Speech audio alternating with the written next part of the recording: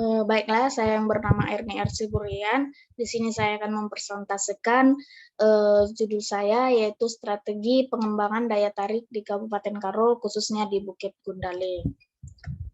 Nah, Kabupaten Karo merupakan salah satu objek wisata terkhusus dataran tinggi Karo. Di dataran tinggi Karo dapat ditemukan indahnya nuansa alam pegunungan dengan udara yang sejuk dan berciri khas daerah penghasilan buah dan sayur. Udara di kota Brastagi yang sejuk serta pemandangan alam yang masih asri yang menjadi daya pikat utama kawasan tersebut. Dari bukit ini, pengunjung itu disuguhi kayak pemandangan seperti Gunung Merapi Sinabung, Gunung Merapi Sibayak, dan kota Brastagi sendiri yang berada persis di kaki bukit ini. Selain itu, wisatawan juga disuguhi seperti kegiatan menunggang kuda, naik delman mengelilingi kawasan bukit dan kota Brastagi. Selain itu juga dapat menikmati kuliner dan melakukan wisata belanja. Dari beberapa kegiatan tersebut, itu adalah beberapa contoh kegiatan wisata yang dapat dilakukan oleh wisatawan yang berkunjung.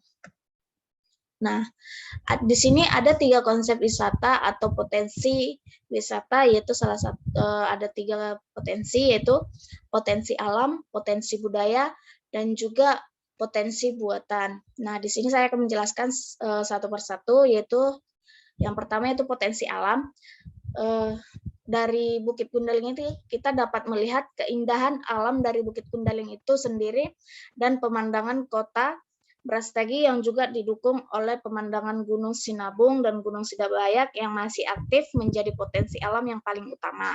Yang menjadi permasalahan adalah ketika potensi alam tersebut menjadi rusak atau tercemar oleh sampah dan banyak kotoran kuda yang berserakan, jadi perlu ada pengembangan yang dilakukan dalam pengelolaan sampah dan kotoran kuda yang tentunya memberikan rasa ketidaknyamanan kepada wisatawan yang mengunjungi Bukit Gundaling. Nah, yang kedua yaitu dari potensi budaya. Kehidupan masyarakat Karo yang masih kental akan kebudayaannya merupakan salah satu potensi budaya yang beragam, mulai dari bahasa Karo, tarian Karo, lagu Karo, dan peninggalan sejarah masyarakat Karo. Ciri khas tersebut tidak akan dijumpai di tempat lain selain di Bukit Gundaling yang terletak di Kabupaten Karo ini. Di jalan saat menuju Bukit Gundaling wisata akan melewati sebuah tugu yang dinamakan Tugu Perjuangan. Tugu ini merupakan lambang dari semangat juang nenek moyang yang dahulu ikut berperang melawan penjajah. Di tugu ini wisata dapat melakukan kegiatan berfoto. Nah, kemudian dari segi potensi buatan. Nah, dari segi potensi buatan, Kabupaten Karo kaya akan pertunjukan seni dan dapat menghasilkan kain tenun yang merupakan khas budaya Karo yang biasa disebut wisgara atau berkabuluh. Ini dapat dijadikan atraksi wisata yang baru dan menarik apabila dipertontonkan dan diperjualbelikan di Bukit Gundaling. Jadi istilahnya dari potensi buatan ini merupakan salah satu penghasilan masyarakat di Bukit Gundaling ini. Nah, kemudian seiringnya berjalannya waktu dan perkembangan zaman, Bukit Gundaling ini tidak lagi menarik bagi wisatawan karena ditemukannya pula daya tarik wisata lain yang lebih menarik di Kabupaten Karo ini selain Bukit Gundaling, yaitu seperti Palaruga, air terjun, seperti air terjun 2 warna, terus kayak sekarang lagi banyak dikunjungi itu kayak Pariban.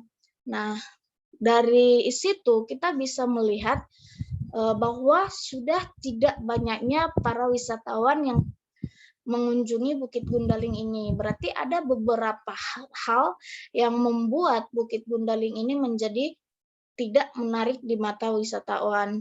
Nah, untuk itu perlu dilakukannya pengembangan agar pengunjung wisatawan ke Bukit Gundaling ini meningkat dan dapat menjadi sumber pemasukan bagi masyarakat sekitar dan pemerintah daerah. Nah, di sini saya akan menjelaskan beberapa pengembangan yang dapat saya sarankan, yaitu dari pertama itu dari para pariwisatanya. Nah, di sini dari segi wisatawan yang mengunjung Bukit Gundaling itu tentu bukan dari daerah tersebut, tetapi dari berbagai daerah. Nah, dan juga dengan berbagai karakteristik. Saya menyarankan perlu dilakukannya pendataan wisatawan datang dari negara mana, usia, hobi, dan pada musim apa mereka melakukan perjalanan wisata. Jadi kita tahu kapan kita melakukan sebuah atraksi-atraksi atraksi-atraksi di Bukit Gundaling itu supaya wisatawan banyak yang melihat gitu. Dan yang kedua itu dari segi transportasi. Dari segi transportasi yang tersedia hingga saat ini kan hanya ada bus atau angkutan kota dengan rute Medan sampai ke Kabanjahe. Nah, sedangkan dari Brastagi menuju daya tarik wisata Bukit Gundaling masih terbatas jumlahnya. Jadi sebaiknya dilakukan pengadaan transportasi seperti shuttle bus yang berkhusus membawa wisatawan dari Kota Brastagi menuju Bukit Gundaling dan juga sebaliknya. Nah, yang ketiga dari atraksi. Nah, atraksi wisata alam merupakan andalan utama bagi daya tarik wisata Bukit Gundaling ini. Alam tidak dapat terlepas dari kebersihan dan keindahan. Maka dari itu, untuk meningkatkan atraksi wisata alam yang ada di Bukit Gundaling sebaiknya dilakukan peningkatan kepedulian terhadap kebersihan lingkungan. Nah, selain itu juga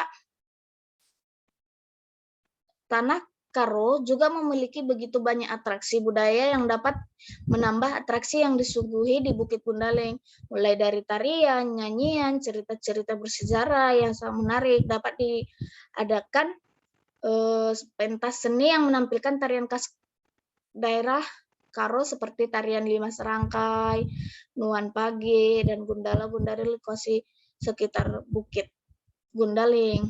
Nah, yang keempat yaitu fasilitas.